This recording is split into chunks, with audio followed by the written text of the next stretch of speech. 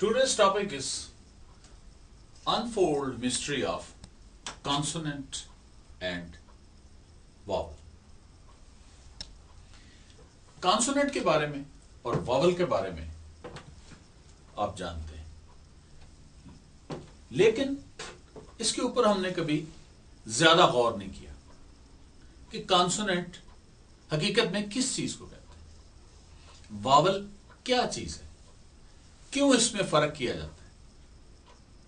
आज हम देखेंगे कि कॉन्सोनेंट है क्या चीज, वॉवल है क्या चीज, और कॉन्सोनेंट और वॉवल का के मुताल्लिक जानकर हम किस तरह अपनी प्रोनाउंसिएशन को बेहतर कर सकते हैं, किस तरह स्पेलिंग को इंप्रूव कर सकते हैं, किस तरह ए और एन के यूज को बेहतर कर सकते हैं, किस तरह हम डी और दा का यूज बेहतर कर सकते हैं। तो इसके बहुत सारे फायदे हैं जब हम इसके मुताल्लिक सही समझ लेंगे। What is consonant? Consonant Latin word जिसका मतलब है साउंड, इसका ऑपोजिट है डिसोनेंट, हार्श साउंड, यानी साउंड के मानों में आता है। And what is vowel? Vowel का लफ्जी लैटिन वर्ड है जिसका मतलब है सोनरस, प्लीजिंग साउंड। इंग्लिश के अंदर 5 वॉवल हैं और 21 जो हैं वो कॉन्सोनेंट्स हैं। जैसे कॉन्सोनेंट साउंड जो है वो 24 के करीब है। A-E-I-O-U वॉवल एवरीबॉडी नोस,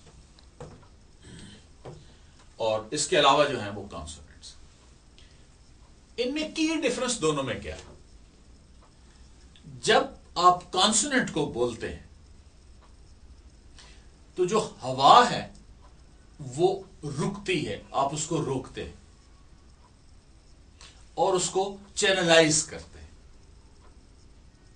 इसमें आप अपने मुंह के 7 पार्ट्स को यूज करते हैं। नंबर 1 लिप्स, नंबर 2 लिप्स और टीथ का चैनल बनाते हैं, टीथ को यूज करते हैं सिंपली, टंग को यूज करते हैं, पैलेट यानी रूफ को, ये ऊपर तालू जो है, थ्रोट को यूज करते हैं, गले को, और नाक को यूज करते हैं।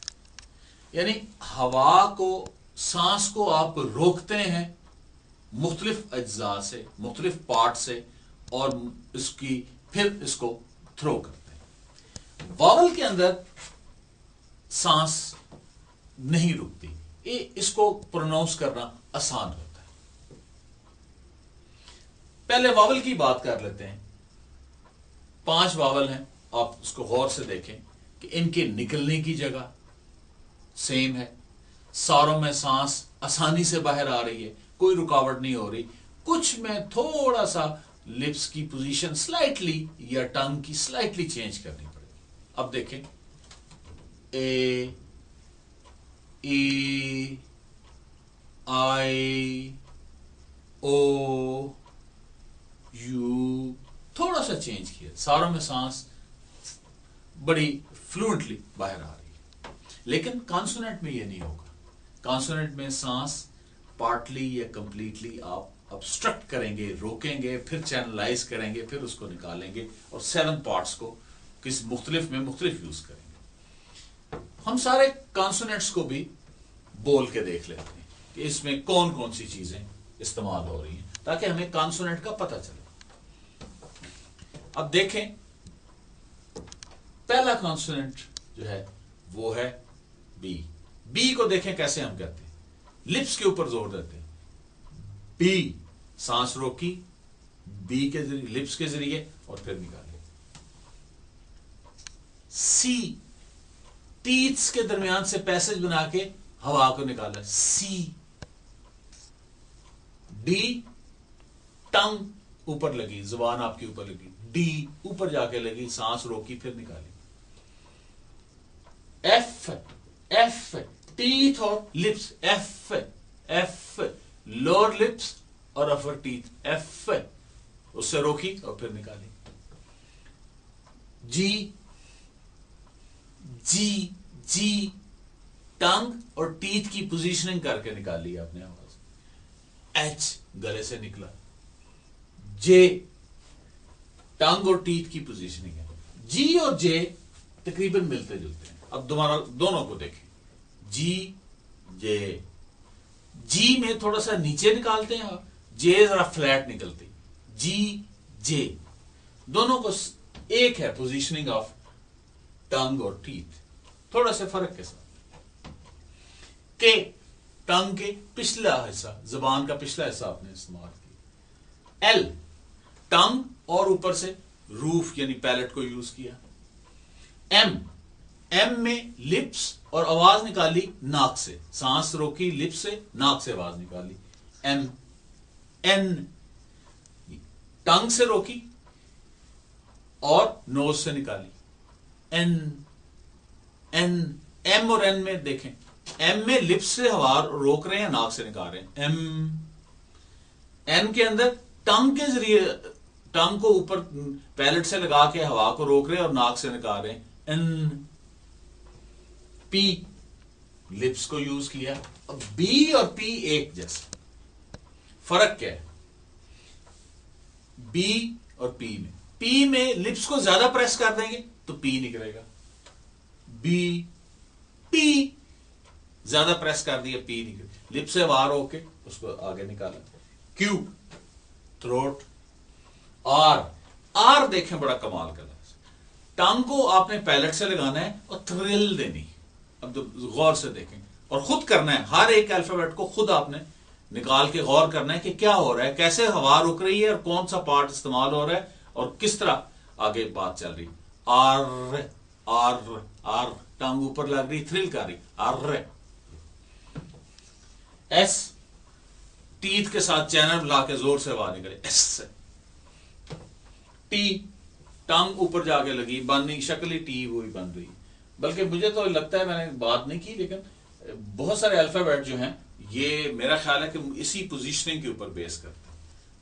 मसलन बी को देखें तो लिप्स की ये पोजीशन होती है, ये बी बनना होता है। ए में देखें ये जगह बन रही है, ये मुंह इस तरह बन रहा है। ओ जैसे यहां देखें, ओ मुंह ही ओ की तरह हो गया। इसी तरह एक्स बकायदा यहां पे लग रहा है कि क्रॉस बन रहा है। क्यू ये गला लग रहा है, वही शेप बन रही है। मेरा ख्याल है कि, लेकिन आई एम नॉट श्योर कि ये इनकी जो शेप है अल्फाबेट्स की, ये मुंह की किसी न किसी जगह कोई शेप बनती, लेकिन इट्स नॉट श्योर। कुछ अल्फाबेट्स के लिए ठीक है, लेकिन सारों के लिए नहीं। वी, इसमें लोअर लिप और अपर टीथ यूज करें। वी। डब्ल्यू, डब्ल्यू में बहुत ज्यादा चीजें इस्तेमाल हो रही, tongue, lip and throw of air.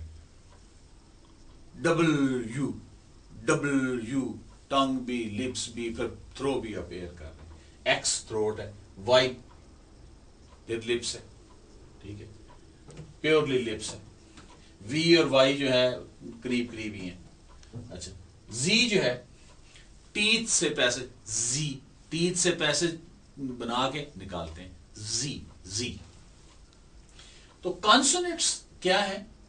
इसमें आप obstruction of air passage है by 7 different means, ठीक है। तो इसलिए इसमें आपको थोड़ी सी कॉन्सोनेंट को अदा करते हुए थोड़ी सी डिफिकल्टी होती है। रेस्ट करते हैं आप वॉवल्स में, they are comfortable. A, E, I, O, U. इन दोनों के मिलाप से लैंग्वेज में एक रिदम आता है। मसलन अगर हम देखें वॉवल्स में, तो एक चीज में रह गया था कि डब्ल्यू और वाई और डब्ल्यू का मतलब, वाई अगर शुरू में आएगा तो ये कॉन्सोनेंट है, येलो, यार्ड, यंग। लेकिन एंड पे अगर आएगा, जैसे बेबी, वाई आई की आवाज दे रहे, हैप्पी आई की आवाज दे रहे, वैली आई की आवाज, एंड पे आएगा तो ये वॉवल। इसी तरह डब्ल्यू शुरू में आएगा, वोमन, वुड, वूल, तो ये कॉन्सोनेंट है। एंड पे आएगा रॉ, अब यहां पे डब्ल्यू ए की आवाज दे रहे, फ्लॉ यहां पे डब्ल्यू ए की आवाज दे रहे, च्यू यहां पे डब्ल्यू ओ की आवाज दे रहे। तो ये भी सम टाइम वावल्स की सूरत में ये वावल साउंड भी ये भी निकाल रहे हैं। अब हम दो हमारे पास हैं अल्फाबेट, इनको प्रोनाउंस करते, इनको बोलते हैं पी और टी।